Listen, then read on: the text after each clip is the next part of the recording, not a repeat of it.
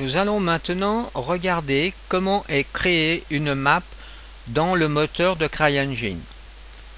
Alors, première chose ici, ce qui est peut-être un peu gênant, c'est d'avoir en permanence donc le son du jeu.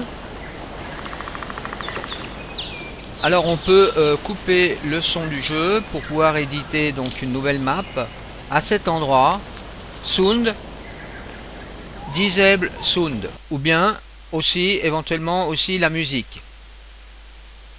Pour effectuer la construction de la scène, vous pouvez vous rendre donc dans la catégorie affichage. Ici vous avez les catégories qui sont cachées, donc les solides, les brushes, les préfabs et d'autres catégories. Ensuite, on n'a aucune partie du moteur qui est rendue ici, puisque aucune variable n'est cochée ici. Au départ, on a donc l'océan qui est généré. Ensuite, on va créer sur l'océan un terrain. On va rajouter des détails sur les textures du terrain. Ensuite, on va créer par exemple un ciel, ce qu'on en appelle la skybox dans les jeux vidéo. Ensuite, on va peut-être créer des nuages et du fog, donc du brouillard. On va peut-être vouloir créer une route. Alors regardez à cet endroit, je coche ici Road. Le chemin est apparu ici. Ensuite, on va déposer de la végétation sur le terrain. Donc on clique ici sous végétation. Maintenant, on va peut-être avoir besoin de rochers. C'est ce que l'on appelle des broches.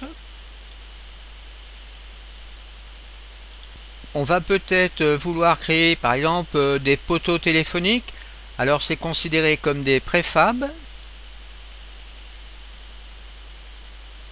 On va vouloir peut-être salir les rochers à certains endroits.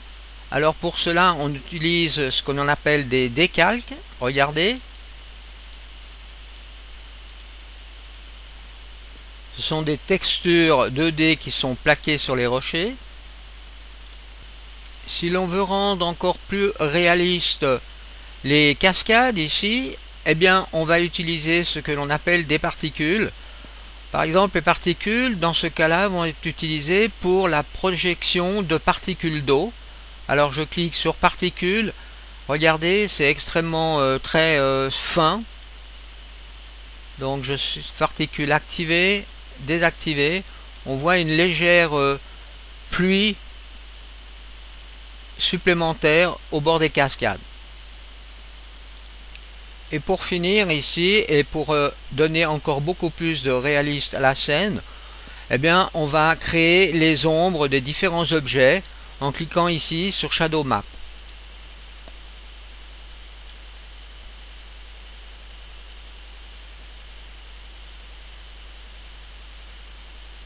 Et là vous constatez qu'on a des effets de lens flare dans la direction du soleil.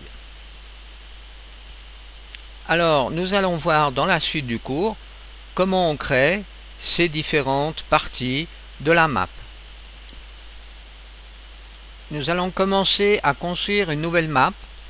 Alors pour cela on va dans File, Nouveau. Alors ici eh ben, on ne veut pas donc sauver les modifications qu'on a éventuellement fait dans la map, donc je mets non. À l'intérieur de cette fenêtre, j'indique le nom de ma map. Alors je vais appeler ça Mi Map. Le répertoire où se trouvera cette map est le répertoire Level. On utilise donc un terrain qui a ici une résolution de 1024 par 1024. Ensuite on va définir les mètres par unité. Donc si je garde 2, eh bien puisque j'ai une résolution de la height map de 1024 par 1024, 1024 x 2 nous donne un terrain de 2048 mètres par 2048 mètres. Donc ici vous voyez, vous pouvez changer la résolution de la height map en cliquant à cet endroit. La même chose pour les unités par mètre. Et là encore, attention à une chose, il est extrêmement important que le nom ne comporte pas d'espace et pas de caractère non alphanumérique. Ensuite, on peut faire OK. Si vous obtenez ce type de message, vous vous inquiétez pas trop, vous faites non. Et là, on obtient donc notre nouvelle map, donc qui ne comporte qu'un océan. Alors maintenant, nous sommes prêts pour créer un terrain. Alors on peut trouver la création de terrain donc soit dans le menu terrain ici, ou bien éventuellement ici vous avez un raccourci, donc vous pouvez cliquer sur cette icône. On est donc rentré dans l'éditeur de terrain. Alors ici on peut déjà, vous voyez, faire un zoom dans la fenêtre ici, et on retrouve les dimensions du terrain que l'on a créé précédemment, donc 2048 par 2048, donc le 0 étant à cet endroit. Pour zoomer dans l'éditeur, on utilise toujours le bouton de la molette de la souris, et ensuite avec le bouton droit, vous voyez, vous pouvez faire un pan dans la fenêtre. Alors nous allons commencer par créer un terrain d'une façon aléatoire. Alors ici, il faut bien avoir à l'esprit qu'en ce moment, on voit la surface de l'océan. Alors, si on va dans Tool et on fait générer un terrain, eh bien le logiciel nous fournit différents paramètres que l'on peut modifier, qui va nous créer un terrain d'une façon aléatoire. Alors ceci peut être pratique pour commencer un terrain. Le premier paramètre ici, Feature Size, va déterminer la quantité de terrain que l'on va créer sur l'océan. Le deuxième paramètre ici va déterminer le type de bosselage ou de déformation de la surface. Le paramètre détail va déterminer ici le nombre de fois que les effets seront appliqués. Ici, on a un paramètre de variation qui nous permet de déterminer la répartition au hasard des îles. Le paramètre ici va déterminer le nombre de fois que le lissage sera appliqué au filtre de bruit. Ensuite ici, on a un paramètre de netteté. Ça va définir la netteté de la surface. Et là, on va définir le nombre de fois que le filtre de netteté sera utilisé sur la surface. Alors, faisons maintenant OK. Nous venons donc de créer notre premier terrain d'une façon aléatoire. Alors, les zones qui sont en noir ici sont les zones les plus basses du terrain. Et les zones blanches sont les parties les plus hautes du terrain. Et nous avons bien sûr un dégradé du blanc au noir. En somme, ceci c'est ce que l'on appelle une height map. En fonction des dégradés de gris, on a la hauteur du terrain qui est définie. Nous voyons donc ici, dans l'éditeur, le terrain qui a été créé. Nous devons maintenant générer la texture de la surface. File, générer terrain texture. Alors ici, on a une nouvelle fenêtre qui apparaît. Eh bien, on va utiliser par défaut les paramètres qui sont définis ici. Donc avec 4096 par 4096, on aura un terrain qui sera déjà pas mal détaillé. En plus, on utilise ici une qualité haute. On peut faire OK. À ce moment-là, il y a un calcul qui s'établit pour générer la surface de la texture. Donc voilà le résultat obtenu ici. Si l'on revient dans l'éditeur de terrain, on va pouvoir modifier plusieurs paramètres. Ici, on peut créer des îles. Ici, on a des tout petites îles qui sont créées. Alors, bien sûr, on peut répéter ceci plusieurs fois. Ensuite, on peut supprimer l'eau. À cet endroit, on peut remettre de l'eau à un certain niveau dans la map. Donc je vais mettre par exemple 5 comme niveau. Et donc l'océan réapparaît. On peut définir la hauteur du terrain maximum. Alors je vais mettre cette fois-ci 512.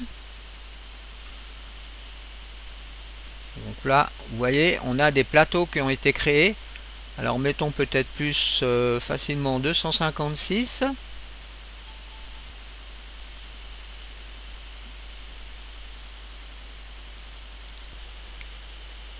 On peut agir ici sur la grandeur du terrain avec Unity Size. Alors je vais mettre cette fois-ci 1. OK. Et donc j'obtiens un terrain, vous voyez, beaucoup plus petit en dimension. Les deux paramètres suivants vont nous permettre d'aplatir le terrain.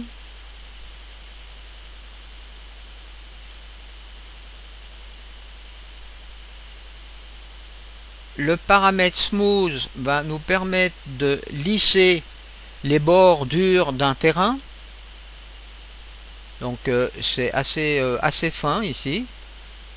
Ensuite on a aussi un autre paramètre qui nous permet d'agir sur une pente douce.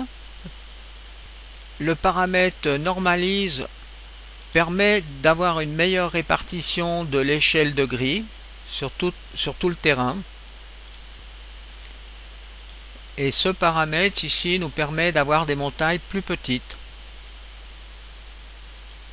Encore une chose, le niveau de l'eau devrait être défini par défaut à 16. Le terrain éditeur est aussi équipé d'outils de modélisation.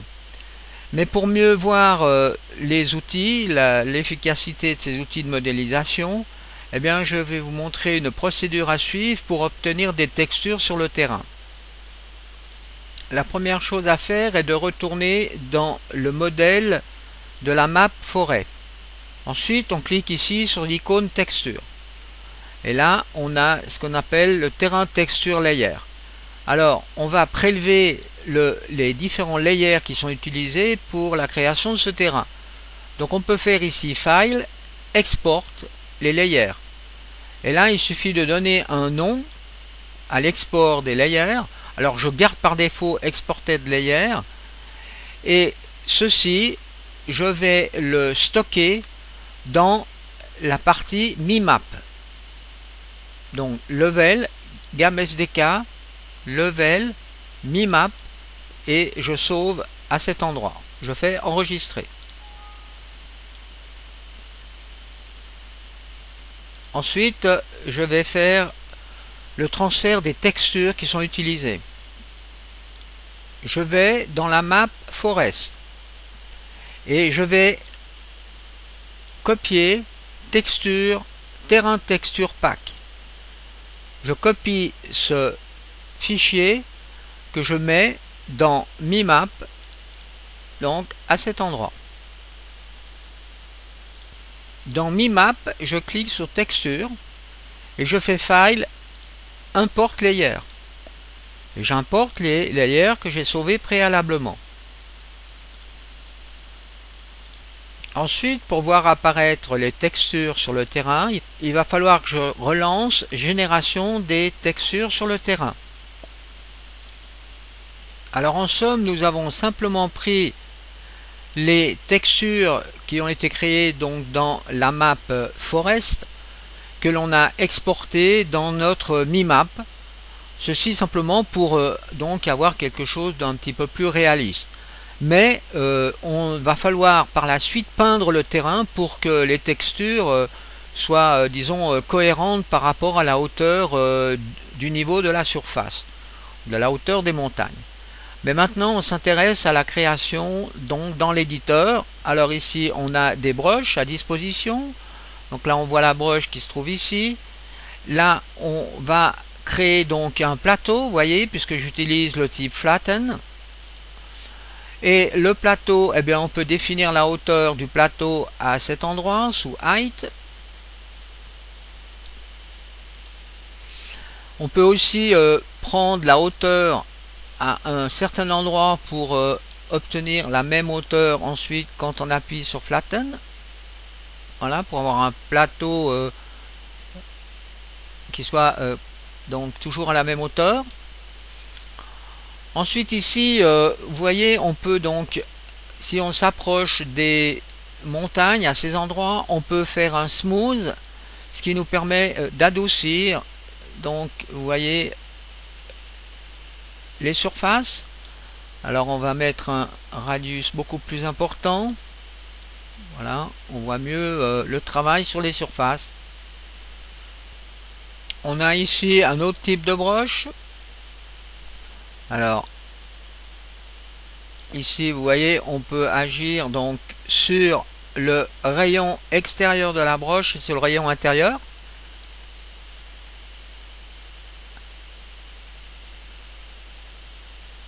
Donc là on peut donc modifier notre terrain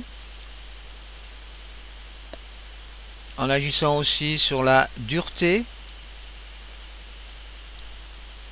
Alors c'est à vous de tester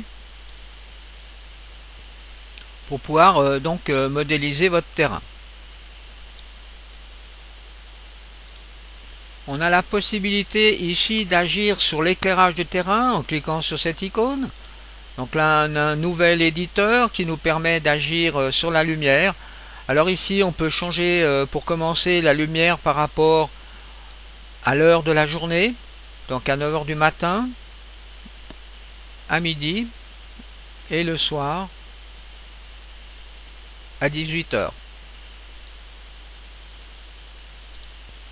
Nous verrons donc dans la prochaine vidéo comment maintenant on peut donc encore modifier le terrain, peindre le terrain et rajouter progressivement de la texture sur le terrain et aussi de la végétation.